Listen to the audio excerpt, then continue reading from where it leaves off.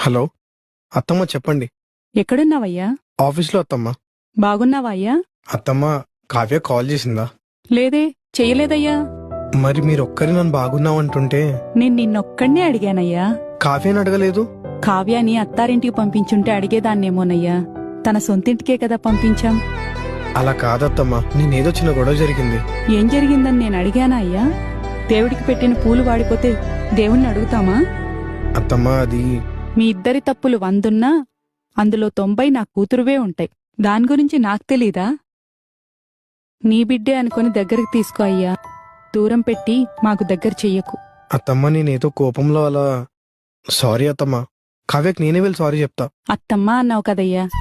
అమ్మకెవరైనా sorry చెప్తారా అయ్యా? సరే అత్తమ్మ, ఆఫీస్లో ఉన్నా, తర్వాత కాల్ చేస్తా.